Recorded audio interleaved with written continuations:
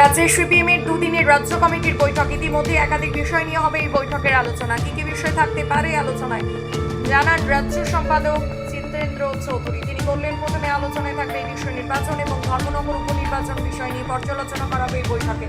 তিনি বললেন, আরও নানান বিষয় নিয়ে কথা বলা হবে এই বৈঠকে। এখন কথা হলো, বৈঠক সভা করে লাভটা কি? বিজেপির বিরুদ্ধে কথা বলতে পারছে কি সিপিএম? এমনি তো ভারতবর্ষ থেকে একেবারে মুছে ছাপ সিপিএম। জিতেনের এই বক্তব্যে কতটা কাজে লাগবে রাজ্য রাজনীতিতে ত্রিপুরার, এটা এখন ভাবনার বিষয়। জিতেন্দ্রের বক্তব্য থেকে যাবে কাজের কাজ, আদৌ কিছু হবে না। চারিদিকে সিপিএম এর পার্টি অফিস ভাঙচুর, অন্যদিকে কোনো কিছু করতে পেরেছে সিপিএম? দিকে দিকে সিপিএম এর কর্মীরা মার খাচ্ছে, কি ব্যবস্থা নিয়েছে সিপিএম? শুনুন কি বলছেন জিতেন্দ্র চৌধুরী।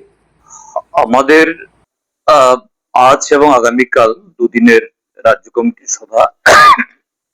এই সভায় আমরা গেল যে দুটি নির্বাচন, অটোনমাস ডিস্ট্রিক্ট কাউন্সিলের সাধারণ নির্বাচন এবং ধর্মনগর বিধানসভা কেন্দ্রের উপনির্বাচন, এই দুটোর পর্যালোচনা আমরা করব।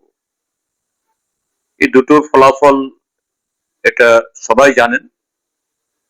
তো বর্তমান এই অবস্থার প্রেক্ষিতে